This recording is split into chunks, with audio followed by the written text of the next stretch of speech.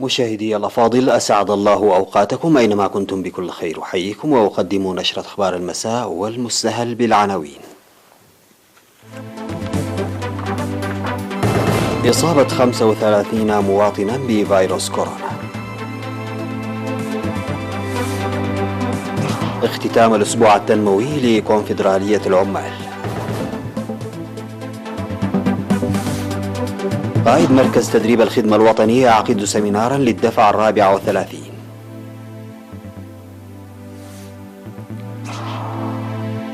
وفاة أكثر من 80 شخصا جراء حريق في مستشفى ببغداد.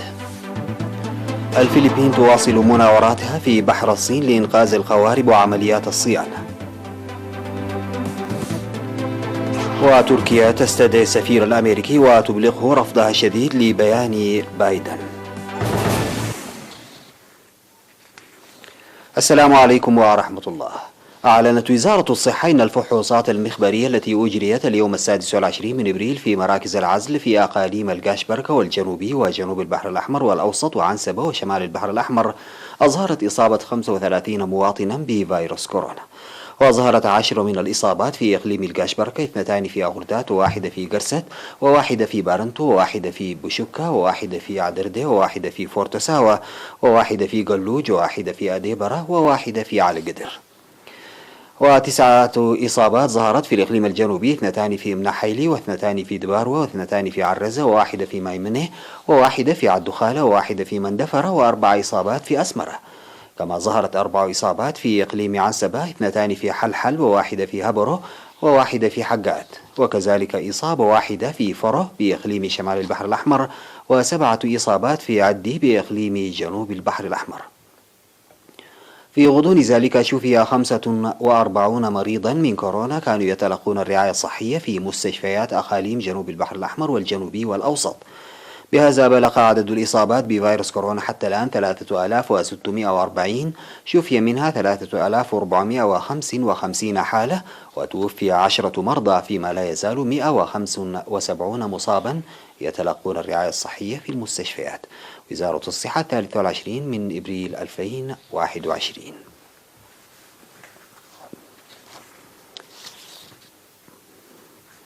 اختتم يوم 24 من إبريل الأسبوع التنموي الذي نظمته الكونفدرالية الوطنية للعمال تحت شعار العمل للتنمية الخضراء بمناسبة اليوم العالمي للعمال، وذلك بتنظيم تبرع طوعي بالدم وأنشطة بناء المدرجات والحواجز المائية والتشجير ونظافة البيئة.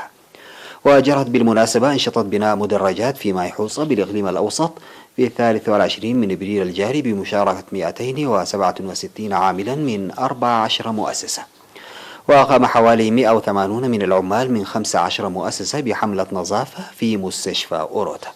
وقال مسؤول قسم علاقات العمل في الكونفدرالية منسق البرنامج السيد محمد إدريس باناي إن نظافة مستشفى أوروتا لا يمكن تنفيذها بقلة من الناس لسعتها.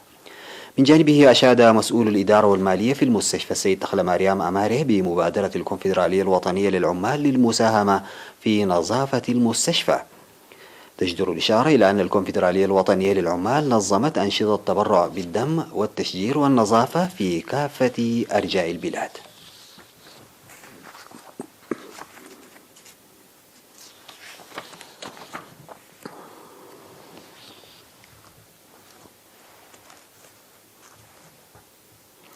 عقد قائد مركز تدريب الخدمة الوطنية في ساوة العقيد دبساي قديه سمينارا لأعضاء الدفعة 34 من الخدمة الوطنية في 24 من إبريل الجاري. وقال العقيد دبساي إن ساوة موقع لترسيخ التحمل وتنمية الذكاء والحب والتعاضد في الشباب واكتساب التفاني والثقة بالذات وتوارث التاريخ والثقافة والتراث في الأجيال، معربا عن ثقته لإكمال ناجح للمرحلة الثانية من التأهيل الذي انتقلوا إليه بعد إنهاء التعليم الأكاديمي. وأوضح أن النمو والازدهار الوطني يرتكز على جهد وابتكار الشباب، وإن الشعب والحكومة تأمل منهم مشاركة قوية لتسخير العلم والمعرفة المكتسبة في إنجاح برامج التنمية. وأشاد برعاة الطلاب لتحملهم مسؤولية أولياء الأمور والمعلمين للعناية بالطلاب. وشدد بأن تنمية وتوجيه الشباب في أماكن تواجدهم مسؤولية كافة قطاعات المجتمع باعتبارهم ركيزة الوطن. وأفاد مراسل وكالة الأنباء الإريترية أن أعضاء الدفعة 34 من الخدمة الوطنية أكملوا التعليم الأكاديمي للصف 12 وانتقلوا إلى المرحلة الثانية، وهي مرحلة تدريب عسكري وسياسي.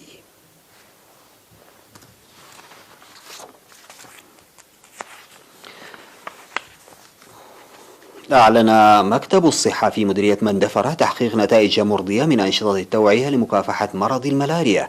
وأوضح مسؤول الصحة العامة في المديرية السيد يوسف سبهاتو في برنامج التوعية المنظم في 22 من إبريل إن الملاريا تكافح ببرامج السيطرة التي تنظم مسبقا. وقال إن الأطفال والمسنين يحتاجون لاهتمام خاص لكونهم العرضة الرئيسيين للملاريا، داعيا الشعب لإصحاح البيئة. وأشار إلى توزيع الناموسيات في جميع إدارات الضواحي، مؤكدا انخفاض ظاهرة الملاريا عام 2020 بنسبة 21%. هذا ويوجد في مديرية مندفرة مستشفى مرجعي و3 عيادات وعيادة واحدة للولادة.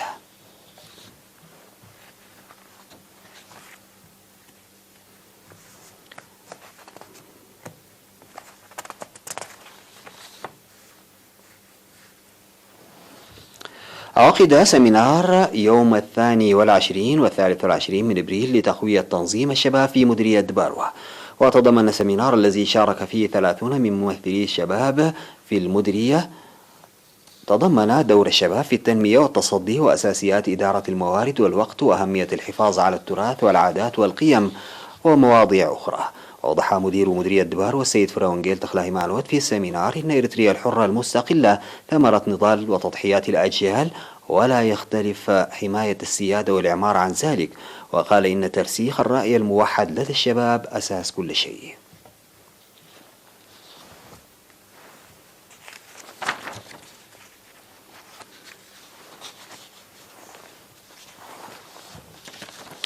بعد الفاصل سيداتي وسادتي أعود بالأخبار الخارجية.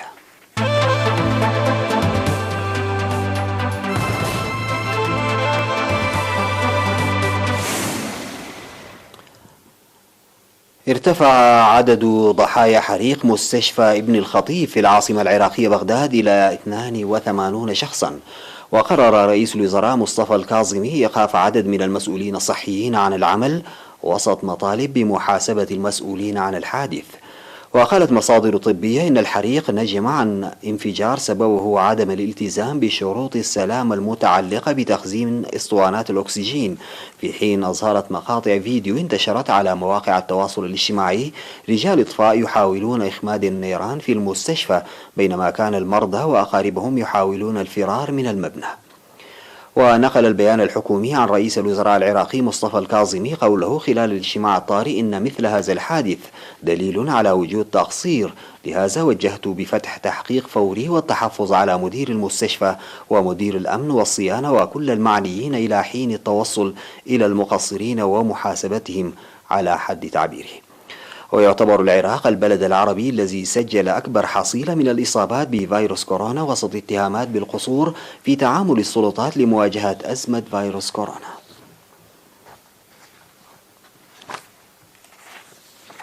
أفادت وسائل إعلام بأن الفلبين تواصل مناورات بدأتها الأسبوع الماضي في بحر الصين الجنوبي، تشمل تدريبا على الملاحة وعمليات القوارب الصغيرة وعمليات الصيانة وعمليات لوجستية. ووصف مسؤول في تصريح لوكالة الصحافة الفرنسية المناورات بأنها جزء من الجهود الرامية لضمان سلطة مانيلا البحرية في المياه المتنازع عليها. وينفذ خفر السواحل الفلبيني تدريبات على مقربة من جزيرة ثيتو التي تسيطر عليها مانيلا من جهة، وسكاربورو شول الخاضعة لسلطة الصين على وقع ارتفاع التوتر في البحر الغني بالموارد. وأثار الكشف عن وجود مئات السفن الصينية الشهر الماضي في جزر سبراتلي السجال الدبلوماسي الأخير بين البلدين.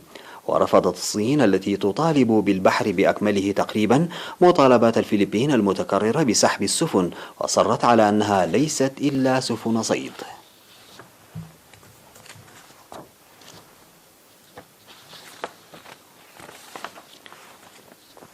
استدعت وزارة الخارجية التركية السفير الأمريكي في أنقرة ديفيد ساترفيلد، وأبلغته رفض أنقرة الشديد لتصريحات الرئيس الأمريكي جو بايدن حول أحداث عام 1915 ووصفه لها بالإبادة.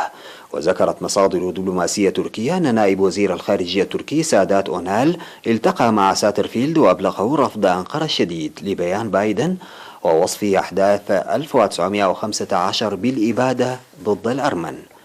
وفي وقت سابق وصف بايدن أحداث عام 1915 بالإبادة ضد الأرمن في مخالفة لتقاليد أسلافه من رؤساء الولايات المتحدة الراسخة في الامتناع عن استخدام المصطلح. وتؤكد تركيا عدم إمكانية إطلاق الإبادة الجماعية على تلك الأحداث، بل تصفها بالمأساة لكلا الطرفين وتدعو إلى تناول الملف بعيدا عن الصراع السياسي.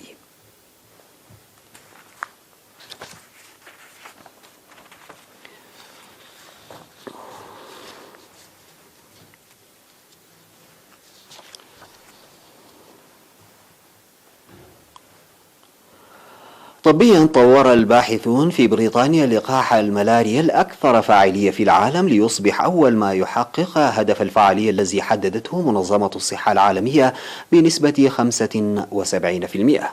وأبلغ باحثون من جامعة أكسفورد وشركائهم عن نتائج تجربة المرحلة الثانية من لقاح الملاريا المرشح ماتريكس R21M، والذي أظهر فعالية بنسبة 77% على مدى 12 شهرا من المتابعة.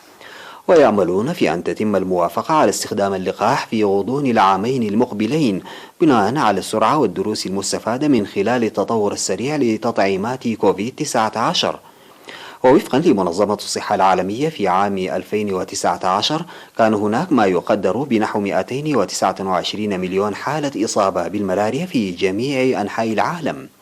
ويعد الأطفال الذين تقل أعمارهم عن 5 سنوات أكثر الفئات تضررا، حيث يمثلون 67% من وفيات الملاريا في العالم في عام 2019.